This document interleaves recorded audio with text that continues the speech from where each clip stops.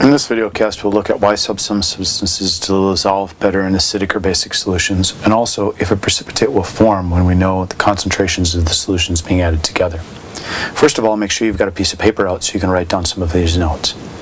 Some substances do dissolve better in acidic or basic solutions. Why? Well, let's take a look at this example. Take a look at magnesium hydroxide, a fairly insoluble salt. Magnesium hydroxide is not a strong base, and one of the reasons it's not a strong base is because it doesn't dissolve very well in water. Take a look at the equilibria of magnesium hydroxide dissolving to form Mg plus 2 and 2 OH minuses. The KSP for this is relatively small, in the order of times 10 to the negative 2 or so. But what happens if we add an acidic solution to this, or if we try to dissolve the magnesium hydroxide in an acidic solution? Acidic solutions have a great concentration of H plus ions. Well, is there anything present here in this equilibria that would dissolve or join together with H pluses very significantly? Yeah, as a matter of fact, the OH minuses right here would join together with the H pluses, and they would form water. And so in effect, what you're doing is you're removing the OH minus ions from this equilibria. And if you remember, according to Le Chatelier's principle, if you take away or reduce the concentration on one side of an equilibria, the equilibria will shove in that direction to reduce that concentration. So, if an anion is basic, it will dissolve better in an acidic solution. It will dissolve better in an acidic solution. So once again, if an anion is basic, it will dissolve better in an acidic solution. In this case, the anion was basic because it was OH minus. Let's look at some examples.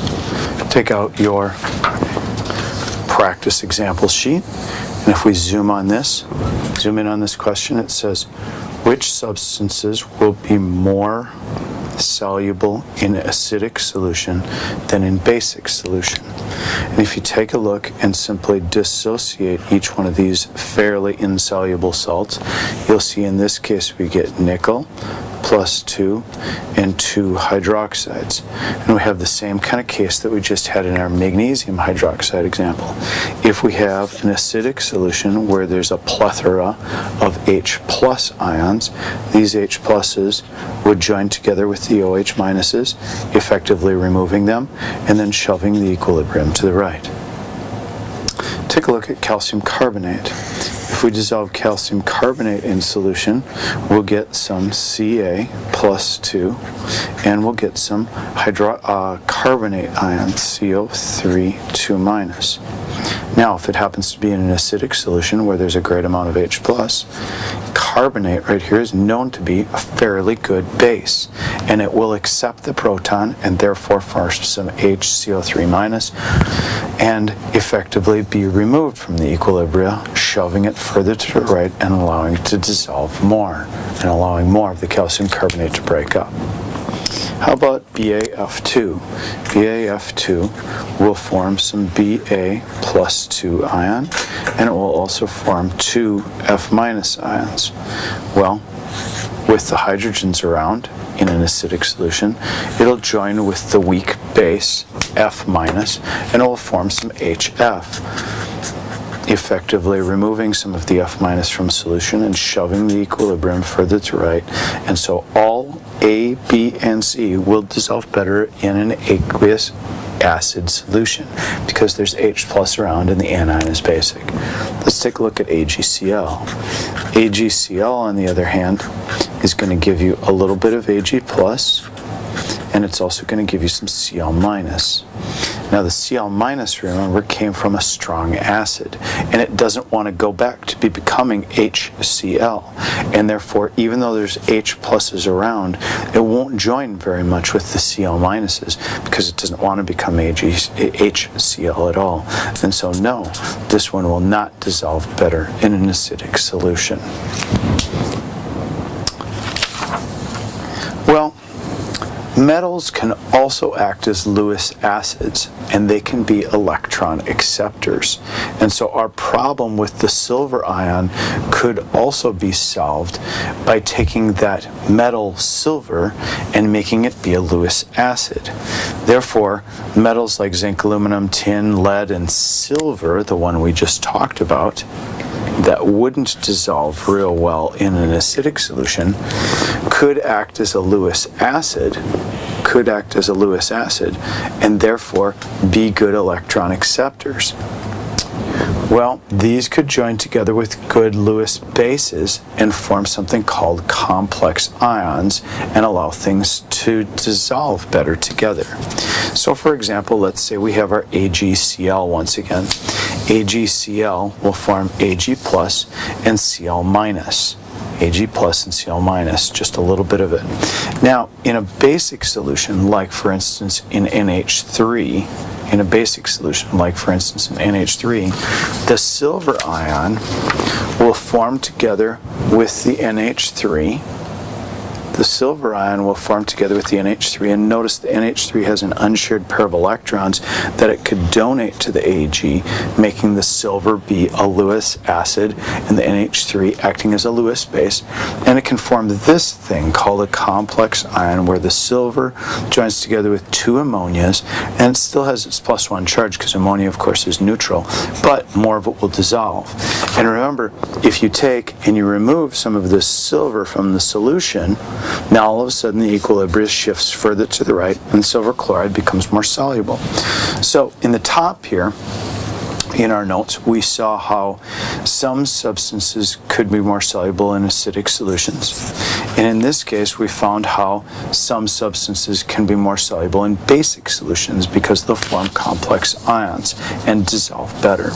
Silver, cadmium, cobalt, nickel, copper, iron, lots of these metals will form good complex ions with Lewis bases like NH3, OH-, CN-, and a few others.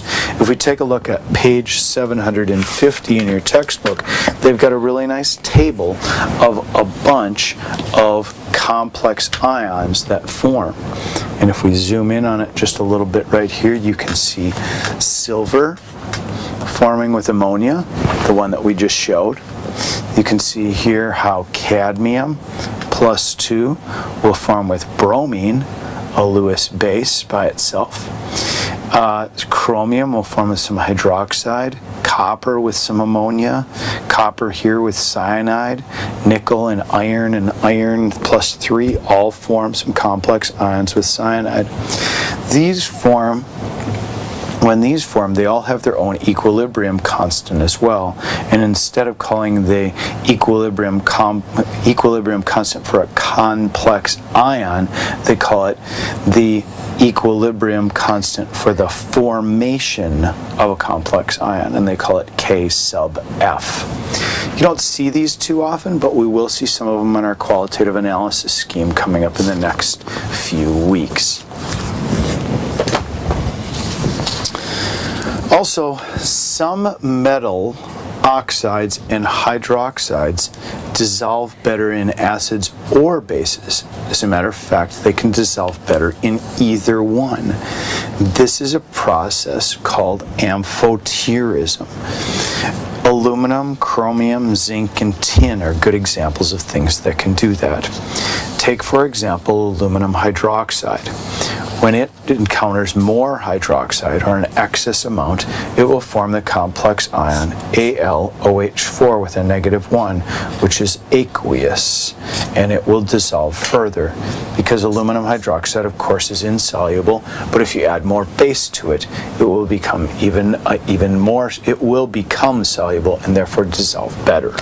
Now, aluminum could also act as a Lewis acid and accept some electrons from a Lewis base, just like silver did. This isn't quite as common, but it's a possibility as well. And therefore, things like aluminum, chromium, zinc, and tin can be more soluble in acids or in bases. You can see in your textbook on page number 753, an entire table given just to aluminum and how aluminum can be more soluble in basic solution. And it talks a little bit about how it can also be dissolved in acidic solution as well. Lastly, in this video cast, we're going to take a look at how we can predict whether or not some precipitates will form.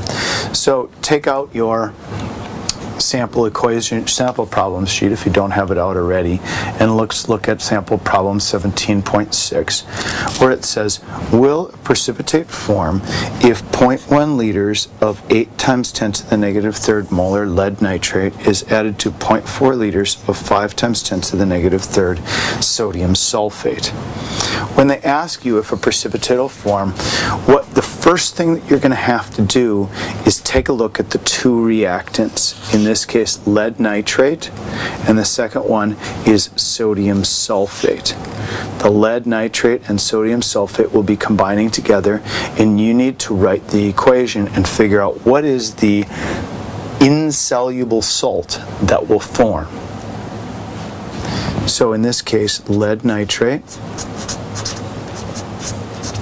reacts with sodium sulfate. In this case, we'll get some sodium nitrate, which, if you remember anything about the solubility rules in Chapter 4, all sodium salts are soluble and all nitrates are soluble, so that guy is going to dissolve right away. But we'll also form some lead sulfate. And if you remember the rules about sulfates, they're all soluble except for silver, mercury, lead, and strontium and barium. In this case, it's the lead sulfate, which would form precipitate. But now, what we want to find out is, will this lead sulfate form if the concentrations are this small? 8 times 10 to the negative third and 5 times 10 to the negative third. When we have such small amounts being added, maybe this lead sulfate will still dissolve. Remember, lead sulfate, by general rules, is insoluble, but now we need to look at it from its equilibrium status and write PbSO4 double arrow Pb plus 2 plus SO4 2 minus. And what we're given is some concentrations of this solution at a particular point. From this, we could write the equilibrium constant expression, where we write the products, Pb plus 2 times SO4 2 minus, to the power of 1 for each of these, because there's a coefficient of 1.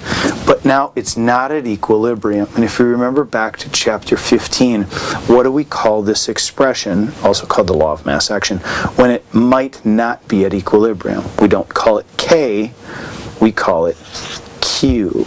We call it the reaction quotient. And then what we can do is compare Q to K and decide whether or not Q is too big, Q is the same, or Q is too small.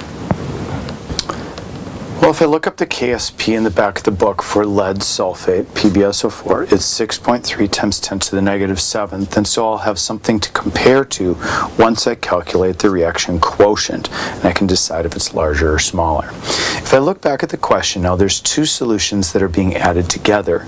There's 0.1 liters of this guy and 0.4 liters of this guy. So my total number of liters when I add these two together is going to be 0.5. I'll have a total of 0.5 liters of solution.